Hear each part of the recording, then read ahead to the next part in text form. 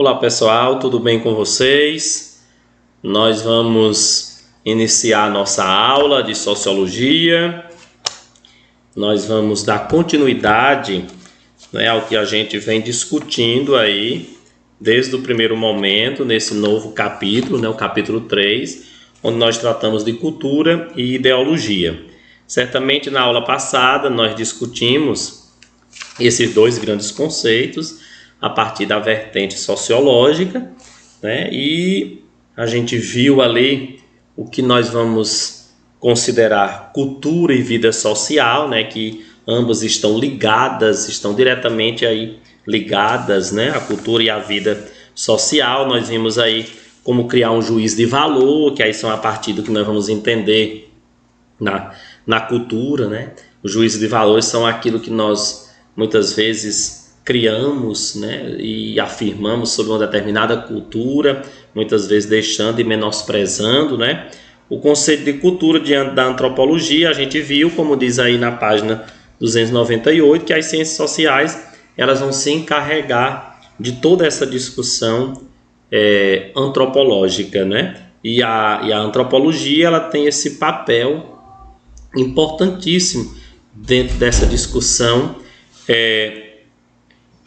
antropológica, trazendo assim os grandes conceitos de cultura. Então vejam que a partir do capítulo 3 a gente começa já a abordar toda uma dimensão no que nós vamos entender sobre cultura, ideologia, E aí a gente viu as escolas antropológicas, que vocês devem lembrar certamente, Eu falei na aula passada para vocês as escolas antropológicas a partir da escola evolucionista, que vai ter como grande expoente o grande antropólogo Edward Taylor, o relativismo cultural, o disfuncionismo cultural também, que está relacionado aí a ele também, o culturalismo, que está relacionado a Franz Boas, o funcionalismo, a Bronisław Malinowski, o estruturalismo, a Cláudio Lévi-Strauss, e a escola antropológica interpretativa, que vai estar relacionada a Clifton, E vejamos que cada uma dessas escolas, vocês devem ter lido aí no livro de vocês, que na aula passada a gente viu isso, elas vão trazer toda uma abordagem específica, coerente, teórica, relacionada ao que cada uma dessas escolas defende e seus grandes expoentes, tá certo? Então vejam que nós abordamos, até a página 302, e agora nós vamos aí para a página 303. Então vejam, o etnocentrismo e relativismo cultural. O que seria isso, professor? Dentro de uma discussão antropológica, etnocentrismo, Nós vamos ver isso aí, já é a abordagem histórica, cultural do nosso país, desde o início da colonização, desde a chegada de Pero Vaz de Caminha, aliás, de Pedro Álvares Cabral, eu quero dizer Pero Vaz de Caminha, porque ele escreve, lá na carta ao rei de Portugal, ele escreve ali, colocando toda a condição da terra recém-chegada, do que eles viram, mas ele já coloca ali um sentimento etnocêntrico com relação aos índios, Era uma gente selvagem, etnocentrismo, Não vestiam roupas, enfim, aquele contato ali primeiro já foi um etnocentrismo. Por que etnocentrismo? Porque os portugueses fecharam, já uma conclusão de que a cultura advinda dos padrões europeus, a cultura portuguesa, era a única cultura naquele momento verdadeira, O que tinha ali era um espanto, o que existia ali na verdade era um contato mais de gente selvagem. O relativismo cultural seria o que nós vamos ver, e essa imagem já mostra isso. Essa junção de culturas diferentes, de saberes diferentes, de formas diferentes de se conceber e se pensar a cultura, A partir disso nós vamos compreendendo aqui no nosso capítulo, etnocentrismo. O que é isso? né? Vejam no livro de vocês, a partir da página 303, tá certo? O etnocentrismo é, por definição, a visão de mundo característica de quem considera a sua cultura e seu grupo étnico mais importante que os demais. Foi o que eu disse, né? Vejam que os portugueses não aceitaram, né, os traços culturais dos indígenas. Eles implantaram mesmo, foi o sistema de aculturação, né? A gente vê isso. Depois, quando vieram os negros para o Brasil, né, os escravos também, né, sofreram os preconceitos do etnocentrismo, né, porque a cultura negra não foi considerada, né? Então vejamos que esse fechar-se no seu mundo como o correto, né, como o único, o que está ali realmente para ser seguido, não é, na verdade, né, um sentimento que não seja entendido como etnocentrismo. Então, o que seria isso, né? É aquele preconceito, o etnocentrismo, né?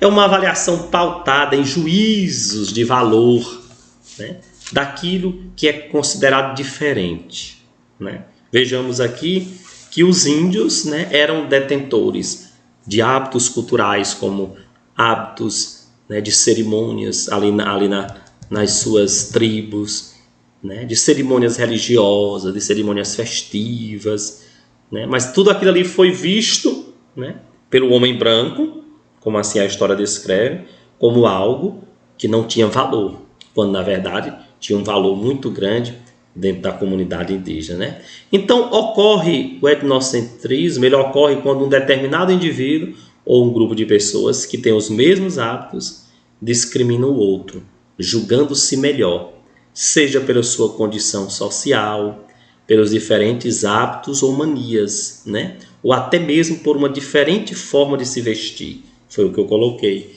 em relação aos índios. Vocês imaginem esse país até hoje, mesmo com os direitos humanos, com a Constituição Federal que diz que nós somos iguais, mas ainda existe esse sentimento etnocêntrico dentro da sociedade brasileira. Nós somos herdeiros, apesar de sermos um país de miscigenação, como já descreve um grande antropólogo e sociólogo do nosso país, chamado Gilberto Freire, numa obra chamada Casa Grande Senzala, que nós vamos estudar ainda, né? Então ele vai dizer que nós somos, o povo brasileiro é formado pelas raízes portuguesas, indígenas, africanas, e aí mesmo com essa miscigenação, né, com essa variedade cultural que existe no nosso país, mas ainda existe muito preconceito em relação aos grupos de minorias que existem no nosso país. E aí, esse etnocentrismo, ele se dá de toda natureza, de natureza religiosa, de natureza política, de natureza sexual, né, de natureza religiosa, como eu já disse, né, de natureza esportiva, de natureza educacional, enfim. Existe etnocentrismo. São muitos os grupos convencidos de que eles são os certos e devem ser considerados como os únicos, né, como os únicos e verdadeiros. Então, pequenos detalhes que nós vamos percebendo e a gente vai lembrando quando a gente vai lendo isso, de certa forma, certamente algum de vocês deve lembrar de alguma atitude, né, preconceituosa, né? Poucos dias mesmo, nós vimos aí nos meios de comunicação um garoto que foi matado, né, e no nosso país, né, foi violentamente morto, e os meios de comunicação diziam que pelo fato de ser negro, né? E a gente sabe que isso acontece muito, não é? O etnocentrismo no nosso país, como em outros países do mundo também, nós estamos falando especificamente do nosso, está relacionado a esse preconceito, né? Então vejamos, e o relativismo cultural, o que é que nós entendemos por isso? Ele surge para conformar e não para confrontar as diferenças culturais. O que é isso, professor? Surge, né? Ele sugere conformar e não confrontar diferenças culturais. Existe, merece respeito, né? Vamos nos conformar. Ora, se os índios tinham aquele hábito, vamos nos conformar, faz parte da essência, né, daquele grupo. Ora, se os negros tinham aqueles hábitos, né? Nas suas cerimônias, suas festas, nas senzalas, né? Vamos nos conformar. Aquilo faz parte da essência, tem um sentido específico para eles, né? Mas não, o que houve aqui foi confrontos, vejam, confronto com os indígenas, né? Esses confrontos se deram de natureza econômica, de natureza política e de natureza religiosa. Vejam qual era a finalidade dos jesuítas em catequizar os índios. Era conformá-los com sua religião? Não. De confrontar, de que aquela cruz, desde a primeira missa do Brasil, ela era sinal de algo diferente e que eles deveriam ser impostos a seguir aquele preceito religioso, né? Então, não confrontar as diferenças culturais, né, tanto na sociedade quanto em uma outra cultura particular. Então, vejamos que há, não é, essa concepção. O relativismo cultural seria isso, né? Seria o que nós poderíamos chamar de um respeito, né? De um respeito, de uma uma forma de nos conformar, né? De uma conformação, era isso que eu queria dizer, né? De uma conformação de que toda cultura, em seu determinado contexto, em sua determinada realidade, ela merece ser respeitada e não confrontada, não agredida, não desrespeitada, né? Quer seja naquele grupo, quer seja na sociedade, ou quer seja de uma maneira particular. Isso aqui é em todos os âmbitos, né? Vejamos que em nossas vidas, quando nós tomamos algumas decisões, nós tomamos algumas medidas ou fazemos algumas escolhas, nós somos aí confrontados, né? Mas são os nossos interesses, né, pessoais, são as nossas aptidões, os nossos sentimentos pessoais, né? Então, vejamos que o relativismo cultural seria, no entanto, esse ramo, né, especificamente dentro da antropologia, que traria essa nova abordagem. E aí continua dizendo, né, é a postura segundo a qual se procura relativizar sua maneira de agir, pensar e sentir, e assim colocar-se no lugar do outro. A gente chama isso aqui hoje de empatia. Colocar-se no lugar do outro, né? Se eu não faço parte daquele grupo cultural, mas eu devo respeito, devo me colocar no lugar dele, né? No lugar do outro. Não adotando para si, mas respeitando, né? Respeitando, né?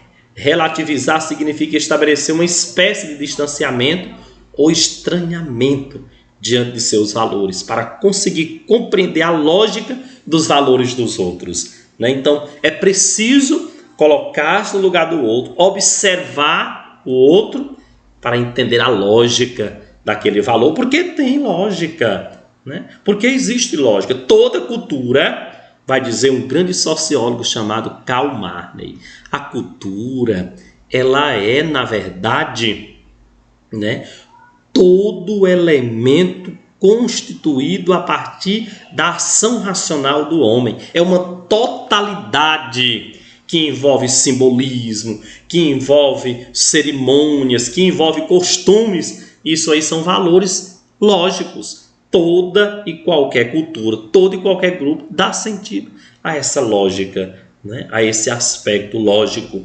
daquilo que acredita, na verdade, ser cultura. Então vamos mesclando sobre cultura e ideologia, que é o nosso capítulo, né? A ideologia é um conjunto de ideias ou pensamentos de uma pessoa, de um grupo de indivíduos, né? O que é que a gente entende por ideologia, né? A ideologia pode estar ligada a ações políticas, econômicas e sociais. Então a ideologia é aquilo que eu acredito, aquilo que eu defendo, né? E certamente, como eu, existem muitas pessoas, né, que defendem o que eu também defendo, o que eu acredito, né? Então ela pode ser definida como uma forma de mascarar ou ocultar as contradições sociais e a dominação, né? Invertendo o modelo de processar o pensamento sobre algumas realidades. Ou seja, quando eu não tenho conhecimento da sua ideologia, e aí eu vou tentar mascarar. O que seria isso, né? Tentar me opor a ela, né? Ou às vezes, né, tentar aí mascarar dizendo que entende sem entender, né? Então é por isso que existem muitos embates, muitas discussões ideológicas, né, E isso se dá a partir das discussões feitas no âmbito da antropologia. Então vejamos que a ideologia, nós podemos dizer assim, seria aquela grande defesa daquele ideal que eu acredito, né? E isso nós vamos encontrar especificamente nesse grande sociólogo chamado Karl Marx, né? O conceito de ideologia foi muito trabalhado pelo filósofo aí Karl Marx, né? Que ligava a ideologia aos sistemas políticos, teóricos, morais e sociais de sua época, né? Criados pela classe social dominante. Por exemplo, ele dizia que a burguesia ela tinha a ideologia do poder, né? De submeter, de inferiorizar, né? Então, de acordo com ele, essa classe dominante, chamada de burguesia, tinha como objetivo manter os mais ricos no controle da sociedade. Isso aí seria uma concepção ideológica, porque até hoje se tem isso, de que os ricos, né, eles sobrepõem os que não são ricos. E aí o que é que ele vai propor com isso? Ele vai propor que uma ideologia a partir do proletariado seria capaz de mudar isso, de mudar esta realidade, né? De que um operário ele poderia chegar também, né, a fazer parte desse contexto ideológico, não de poder, né, mas de instrumento de controle ou como instrumento participativo daqueles bens que não deveriam estar nas mãos só de um, do controle, aquele poder que não deveria estar na mão só de uns, mas na mão de todos, né?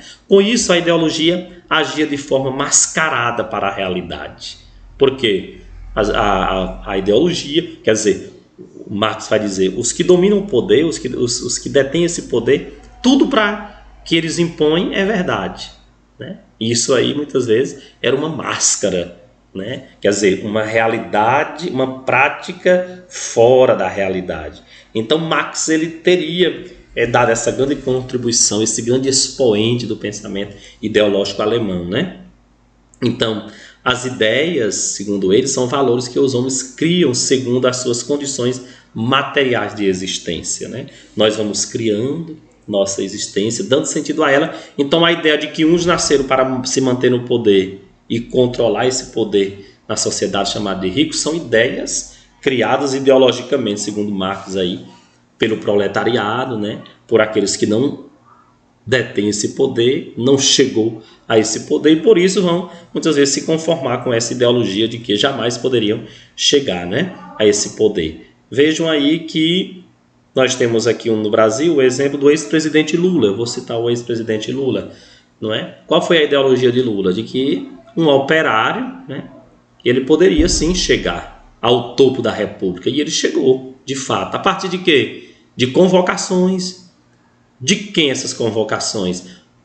Dos grandes trabalhadores do ABC paulista que acreditaram nos seus ideais, que tinham as mesmas aspirações, os mesmos anseios ideológicos e, junto a ele, fizeram aquelas grandes greves, né, no ABC paulista, e isso significou muito para a história do Brasil. E isso aí, né, quebrou um paradigma de que uma ideologia de que somente, né, os ricos, somente aqueles que detinham poder aquisitivo, poderia chegar ao poder da República, e o ex-presidente Lula, ele chega, né, como o primeiro na história do Brasil aí, a se caracterizar como um operário, né, um homem simples, né, de um sertão nordestino, mas chega, sim, à República, né? Então, e isso aí, quer dizer, aquela ideologia, se você fizer um estudo sobre, né, a ideologia dos grandes vultos aí do Partido dos Trabalhadores, você vai ver que eram pessoas que na verdade acreditavam que seriam capazes de dominar, aliás, desculpem, né, que seriam capazes, né, de derrubar os dominantes do poder, aqueles que tinham esse controle, né? Nós vamos ter grandes expoentes aí, como da própria sociologia, o Florestan Fernandes, que é um grande expoente, um grande referencial aí do Partido dos Trabalhadores, né? Vem de classe pobre, né? Ele teve que muitas vezes deixar de estudar para trabalhar como engraxate, né? Seu pai era um pedreiro, sua mãe, segundo a história, era uma doméstica, né, de origem pobre, e de repente ele se torna um dos maiores referenciais da sociologia no Brasil. Isso aí era um sonho ideológico, né, E a ideologia defendida por ele era a ideologia da educação, de que pela educação você pode sim libertar-se das amarras e dos preconceitos, né? Já o Antônio Gramsci, né, que está aí no nosso livro, lá na página 306, ele vai escrever uma obra muito importante chamada Caderno do Cárcere, né? Então esse grande sociólogo, né, ele vai dizer o seguinte: como Marx, ele acreditava que a ideologia existente para facilitar o domínio da classe dentro do capitalismo, né? Ele dizia que a ideologia para facilitar esse domínio seria, né, o capitalismo. Ele era contra o capitalismo, né? Ele acreditava que era possível sim se derrubar o capitalismo. Ideologia como Marx, né? Derrubar a partir de quê? Das forças unidas do proletariado, né? No entanto, ele estava mais preocupado com a disseminação da ideologia, né, do espalhar essa ideologia de que o capitalismo era essencial, né, de que a partir dele todos os problemas agora seriam resolvidos. Ele tinha essa preocupação, né, da disseminação. E de fato, o capitalismo, né, tornou-se aí planetário, né? E sua manutenção através dos intelectuais orgânicos, né? E com o combate à ideologia, à luta ideológica, ou seja, o medo, né? Aliás, o medo não, a luta do Antônio Gramsci, né, seria de fato essa luta, né, de que era preciso compreender, né, de que as classes dominantes, olha o que é que ele diz aqui na página 306, olha, né? Para Gramsci, no entanto, as classes dominadas não precisam ser elementos passivos neste processo. Eles devem ser elementos ativos, ou seja, o proletariado tem que ser ativo em relação àquela classe que domina, né? Eles podem construir sua própria visão de mundo, né? Tirando aquela ideologia de que o poder, de que o capital, de que a ordem, de que todo o poder está nas mãos da burguesia, né? E contrapor-se à visão dominante, né? Então, a ideologia defendida por Antônio Gramsci era a mesma de Marx, de que o sistema capitalista ele deveria ser enfrentado, né, pelos proletariados, né? Esse processo ele vai chamar de contra-hegemonia. Para isso, era necessária a existência de intelectuais vinculados às classes dominadas, que possam ajudar e produzir outros olhares sobre o mesmo fenômeno, né? Intelectuais sobre as classes dominadas. Citei o exemplo do presidente Lula, que encabeçou. Marx e Engels, na Alemanha, encabeçaram os grandes movimentos grevistas intelectuais, né? Então, a partir disso, nós vamos ver, né, aqui na página 307, olha o que é que diz. O educador e filósofo pernambucano Paulo Freire, grande expoente, né, da educação no nosso país, né, o Paulo Freire, elaborou uma reflexão sobre o papel da ideologia que se vale dos dois aspectos utilizados anterior, né?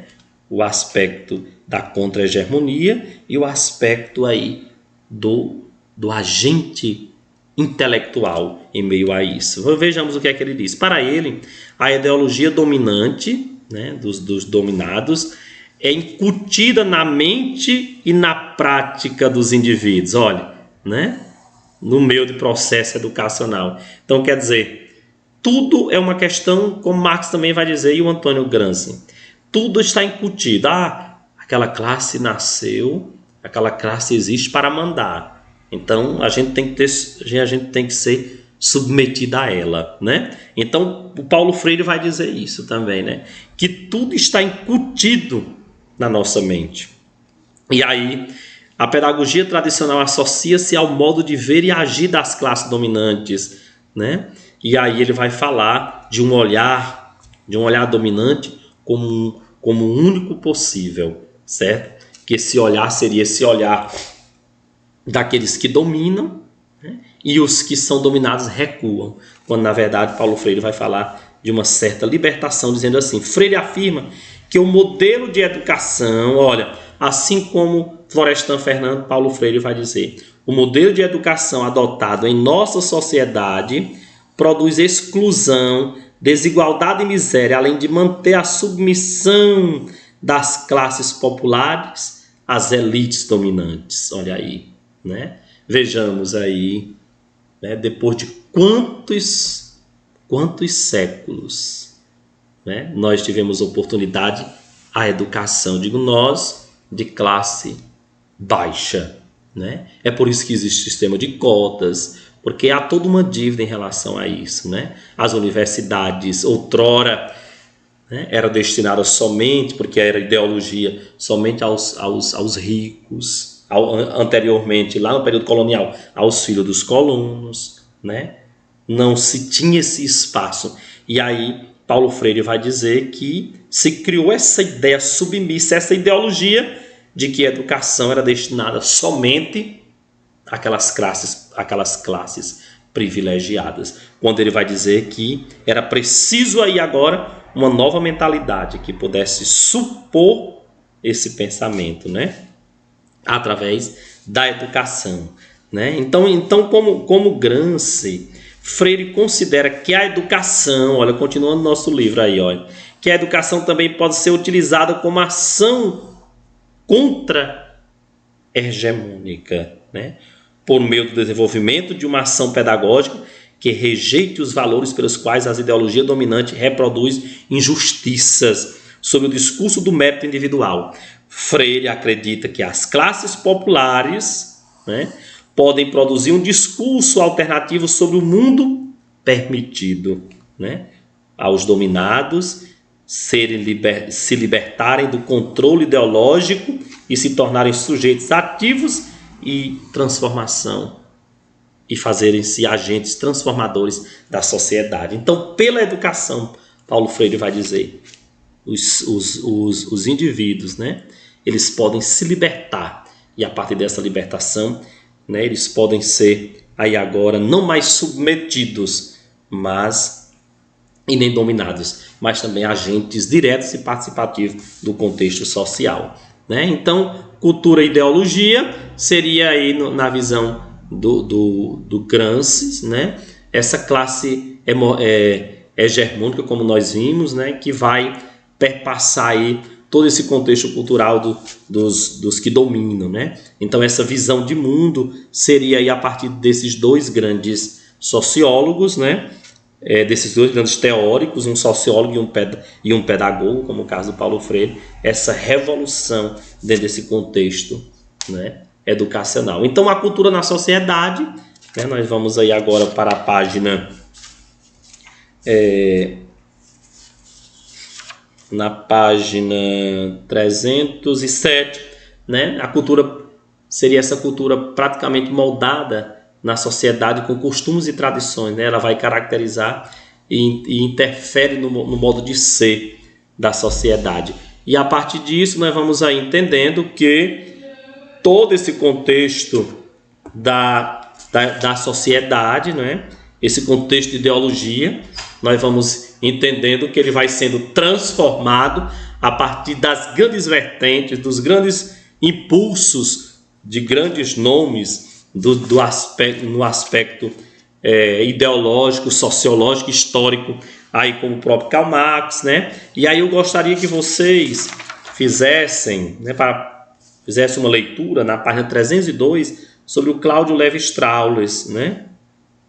E vocês também pudessem fazer uma pesquisa, porque o Paulo Freire, ele já caiu também em questões, né, do vestibular da UPE, né, pelo fato de ser pernambucano, e ele também está ligado muito a essa teoria ideológica, né, dessa esfera de transformação, desse contexto de transformação da sociedade, né, e a partir dessa discussão aí, a gente, portanto, vai concebendo e compreendendo toda essa dimensão cultural está relacionada à dimensão ideológica, né? Aquele conceito de ideologia. Então, compreendendo aí sobre relativismo cultural, etnocentrismo, né? Ideologia, nós vamos aí, no entanto, né, compreendendo que esse conteúdo ele é muito necessário para a nossa visão do que vem a ser ideologia e cultura ou cultura ideológica. Tá bom, pessoal? Até a próxima aula. Um abraço a todos vocês.